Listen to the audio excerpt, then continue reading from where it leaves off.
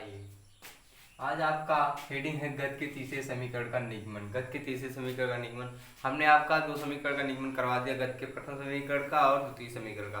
गत का प्रथम समीकरण आया था v equal to U plus A T, आपका पहला समीकरण था। दूसरा आया था S equal to U T plus half A T square, जहाँ पे u आपका प्रारंभिक वेग है और t आपका समय है, a आपका त्वरण है और उसमें v अंतिम वेग है, u प्रारंभिक वेग है।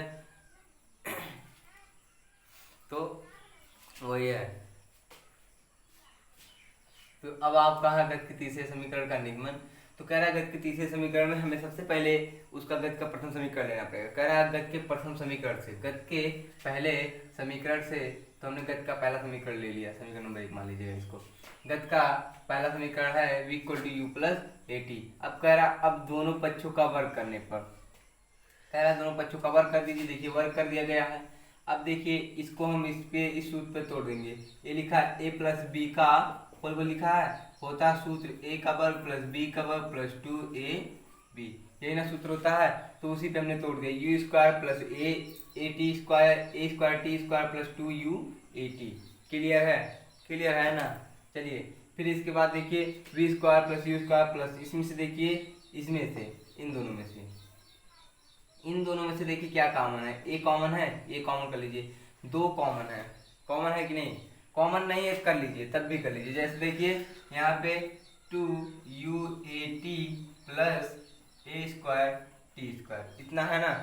तो देखिए यहाँ से दो कॉमन कर लीजिए, दो ए कॉमन कर लेंगे। यहाँ पे बचा u t प्लस, अब देखिए यहाँ पे दो कॉमन करना है, तो हमें दो कॉमन करें। दो कॉमन का मतलब है दो से भाग देंगे, तो 1/2 से भाग, यहाँ से 2 से भाग दे, ए कॉमन हो गया है, ए टी स्क्वायर, 2 से भाग देना है ना। 2 से भाग देना। चलिए यहाँ से नहीं समझ में आया, ऐसा करिए आप यहाँ से 2 से भाग दे दीजिए दोनों तरफ। 2u a t plus A square T square बटे में 2 कर दीजिए। इतना कर देंगे ना, 2 कर दीजिए बटे में 2। तो 2 से 2 ये कैंसिल हो गया, आपका बचा U A T plus half A T A square T square. तो अब यहाँ से ए आपका कॉमन है कि नहीं? है ना, कॉमन है। 2 ए कॉमन है कि नहीं? अब देखिए अब इसका इधर गुणा कराएंगे तब भी तो हमें यही प्राप्त हो जाएगा, प्राप्त होगा कि नहीं? होगा ना। तो यही कह रहा है यदि हम यहाँ से क्या करेंगे, यदि हम यहाँ से 2 कॉमन कर लेते हैं, 2 ए कॉमन कर लेंगे तो यहाँ बचेगा you T plus 1/2 A square T square. जो यहाँ से कॉमन होता है, जो कॉमन होगा उतने से पूरे में भाग देंगे। जो यहाँ पे कॉमन होता है, ये जो कॉमन हुआ है इसमें पूरे में भाग दिया गया है। 2a से पूरे में भाग दिया गया। देखिए 2a से यहाँ पे पूरे में भाग दिया गया, तो यहाँ से क्या है 2ut कॉमन हुआ, तो यहाँ से 2 से भाग 2a से भाग दिया गया, तो यहाँ से a और 2a कैंसिल हो गया। इसके बाद जब यहाँ से इसमें 2a से भाग दिया गया, तो a से a कैंसिल हो गया। अब a का यहाँ पे 2 का भाग हो गया। अभी आप यहाँ पे अंदर गुणा करेंगे, ध्यान दीजिएगा। जब यहाँ पे इसका अंदर गुणा करेंगे हो जाएगा 2a ut plus 2a square T square बटे में 2 से 2 कैंसिल हो गया, आपका वही तो प्राप्त हो गया। इसीलिए हमने इसको 2a कॉमन कर लिया, आपका बचा ut plus half A T square, ut plus half A T square. अब यही हमने यहाँ पे मान ला के लिख दिया है, plus half A T square. 2a common कर लिया, आपका बचा का यही तो बचा था, इतना हमने यहाँ पे आके लिख दिया है। इसका मान होता है आपका गत का तीसरा समीकरण है, गत का तीसरा समीकरण है। तो यस बराबर होता है you T plus half A T square. तो इतना है ना, यस के मान के बराबर है ना, तो वहीं बुला के यस लिख दीजिए। हो गया V square equal to U square plus 2a yes. यही है गत का तीसरा समीकरण, यही है आपका गत का तीसरा समीकरण। इसी को कहते हैं गत का तीसरा समीकरण। चलिए कह रहा है यही है आपके गत का तीसरा समीकरण। इसके बाद एक बार फिर से पूरा देख लीजिए क्या है। कह रहा है गत के तीसरे समीकरण का निगमन। तो गत के पहले समीकरण से, गत के पहले समीकरण से पहला समीकरण होता है v equal to U plus A T. गत का पहला समीकरण होता है v equal to U plus A T. तो कह रहा है अब दोनों पक्षों का वर्ग करने पर, इसके दोनों पक्षों का वर्ग करेंगे तो आपका हो जाएगा V square equal to U square plus A T का होल स्क्वायर। तो अब a प्लस बी के होल स्क्वायर पे इसको तोड़ देंगे तो हो जाएगा U square plus A square T square plus 2u/8t। अब यहाँ से ध्यान देंगे इन दोनों में से देखिए, अब वही हमने कॉमन लिया है, 2a कॉमन ले लिया है, 2a कॉमन लेने के बाद आपका अंदर बचा ut plus half at square. इसके बाद एक ये किसके बराबर होता है, यहाँ पे बचा आपका into ut plus half at square, यही बचा ना। तो ये किसके बराबर होता है, गत का तीसरा समीकरण होता है s equal to ut plus half at square, s equal to ut plus half at square. तो अभी वही तो है, s की जगह पे क्या है ut plus half at square, इसकी जगह पे s लिख सकते हैं, तो हो गया v square equal to u square plus 2a। Yes, यही है गत का प्रथम समीकरण। चलिए अगली हेडिंग आपकी एक समान वृत्तिगत।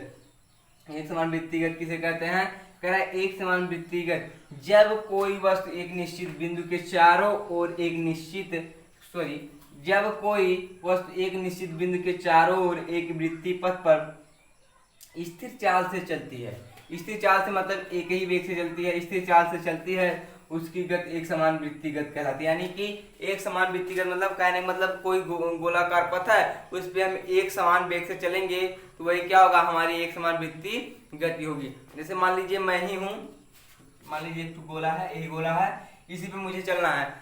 मेरा वेग यहाँ पे 5 मीटर प्रति सेकंड है, 5 मीटर पर सेकंड है। मैं पूरे गोले को 5 मीटर पर सेकंड से चलूंगा तो ये गोलाकार पथ पे भी चलूंगा, एक स्थिर वेग से चलूंगा, तो वही हमारा क्या है, एक समान वृत्ति। बस वही कह रहा है कि जब कोई वस्तु एक निश्चित बिंदुओं के चारों ओर एक वृत्तीय पथ पर स्थिर चाल से चलती है तो उसकी गति को एक समान वृत्ति गति कहते हैं।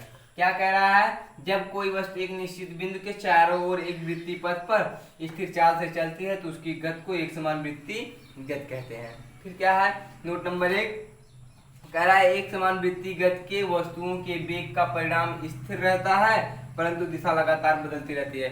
मेरी बात सुनिएगा कि आप लोग जानते हैं कि जब हम वृत्ताकार पथ पर चलेंगे तो हम बराबर घूमते रहेंगे।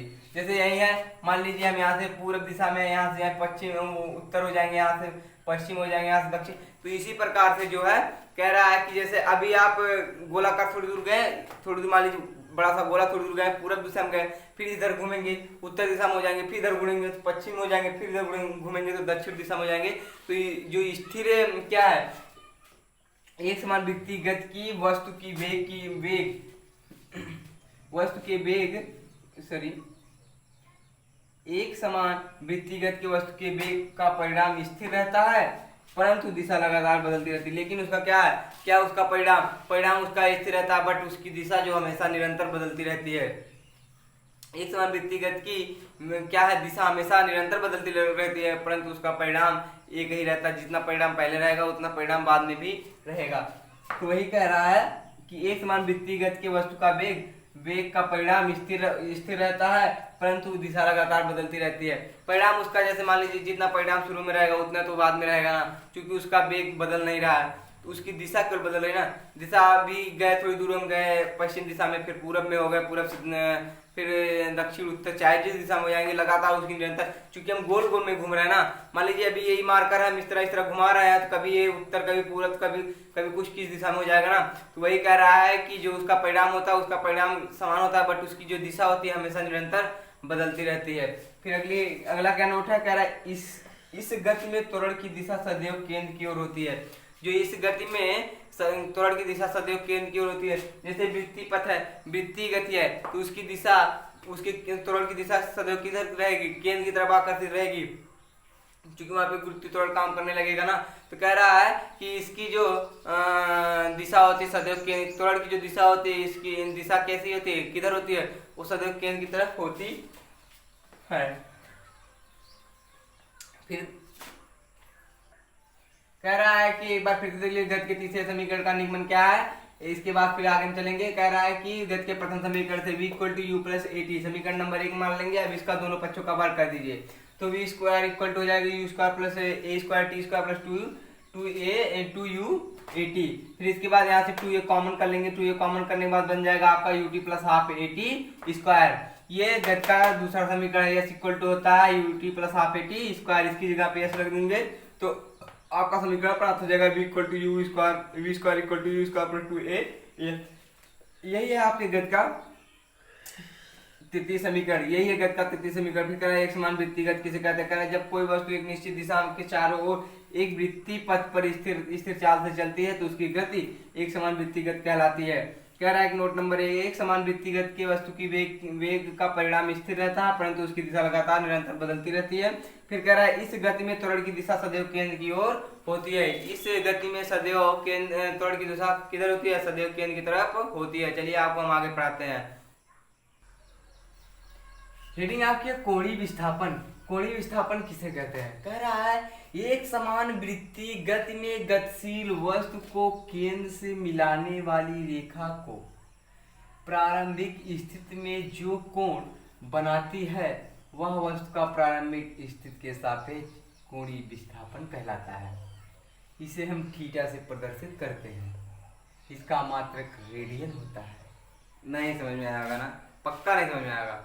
अरे भैया कैसे समझ में आएगा? जब समझाएंगे तब ना समझ में आएगा। देखिए कह रहा है एक समान वृत्तीय गति, आपको हमने एक समान वृत्तीय गति पढ़ा दिया। कह रहा है एक समान वृत्तीय गति में गतिशील वस्तु को केंद्र से मिलाने वाली रेखा प्रारंभिक स्थिति में जो कोण बनाती है वह वस्तु का प्रारंभिक स्थिति के सापेक्ष कोणीय विस्थापन कहलाता है। ध्यान दीजिएगा।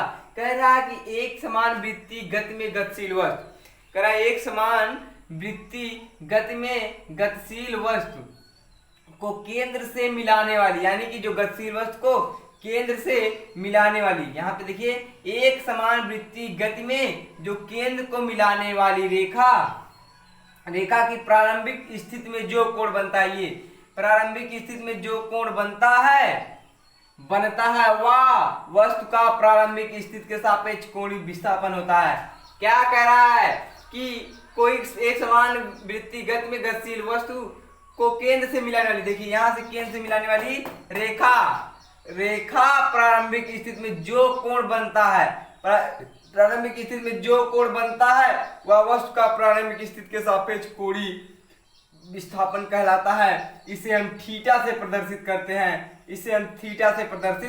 करते हैं। इसका मात्रक रेडियन होता है। इसे हम थीटा से प्रदर्शित करते हैं। इसका मात्रक क्या होता है? रेडियन होता है। आगे आपकी हेडिंग है कोणीय वेग। कोणीय वेग किसे कहते हैं? कह रहा है एक समान वृत्तीय गति करती हुई वस्तु को केंद्र से मिलाने